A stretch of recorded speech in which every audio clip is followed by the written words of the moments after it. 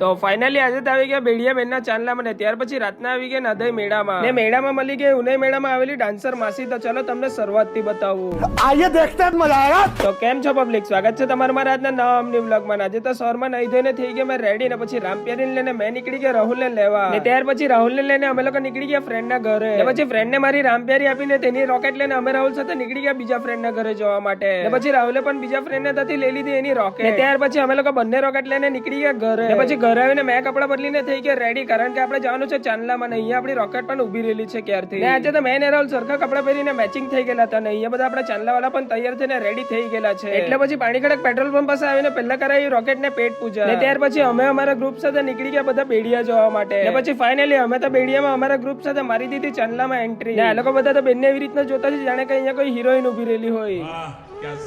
ને મયુર તો આજે અમને ભૂલીને એકલા એકલા ખાવા માટે બેસી ગયેલો છે. मैं गाली नहीं दे सकता। नहीं गाली नहीं देना। फैमिली देखती है। એટલે પછી અમે બધા પણ અમારા ગ્રુપ સાથે ઉભી રહી ગયા જમવા માટેની લાઈનમાં ને પછી અમે બેસીને એકબીજાની વાત કરતા ગયા અને સાથે સાથે કરી લીધી પેટ પૂજા ને ત્યાર પછી અમે લોકો બેસી ગયેલા હતા મંડપની અંદર, કારણ કે મંડપમાં અહીંયા પહેરવાના છે બેન લોકો એકબીજાને રિંગ ને પછી ફાઇનલી એકબીજાને રિંગ તો પહેરી દીધી પણ આ લોકોએ મેકઅપ વધારે કરેલો હતો એટલે સ્પ્રે મારીને એ લોકોએ સાફ કરી નાખ્યું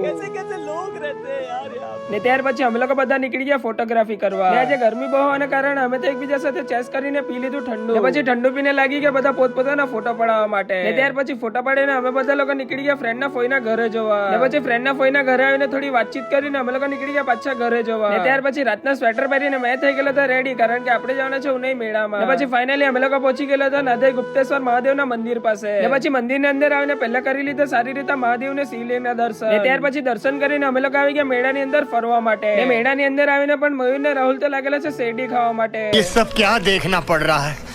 अच्छा है मैं अंधा हूँ। ને ત્યાર પછી અમે લોકોએ ઘણી બધી રાઈડ ની વિઝિટ કરી લીધી પણ આજે મેળાનો પહેલો દિવસ હતો એટલે વધારે પબ્લિક પણ નહીં હતું ને અમને તો જોવા મળી ગઈ ઉનઈ મેળામાં મતકુવા પાસે જે માસી ડાન્સર હતી તે જોવા મળી ગઈ નાદઈ મેળામાં. તો ચલો તમને પણ સોંગ સાથે બતાવું. केसर बन जाऊंगी गुलाब बन जाऊंगी केसर बन जाऊंगी. ને પછી અમે તો મતકુવાની ટિકિટ લઈ લીધી ને પછી નીકળી ગયા ઉપર જવા માટે ને ઉપર આવીને અમને ઘણી બધી રાહ જોવા પડી, કારણ કે પબ્લિક નહીં હતું એટલે આ લોકો ગાડી ઉપર નહીં લાવતા હતા જલ્દી ને ત્યાર પછી અમને તો એ લોકો એવા સ્ટન્ટ બતાવ્યા કે અમને તો જોવાની મજા આવી ગઈ ને આવા સ્ટન્ટ કરવાનો એટલે તો વાઘના મોઢામાં હાથ લાખવા જેવું કામ ને પછી રાતના વાગી ગયા કે એટલે મેળો પણ બંધ કરાવી દીધો ને અમે લોકો પણ નીકળી ગયા ઘરે જવા માટે ને ચાલો મળીએ હવે નેક્સ્ટ બ્લોગમાં.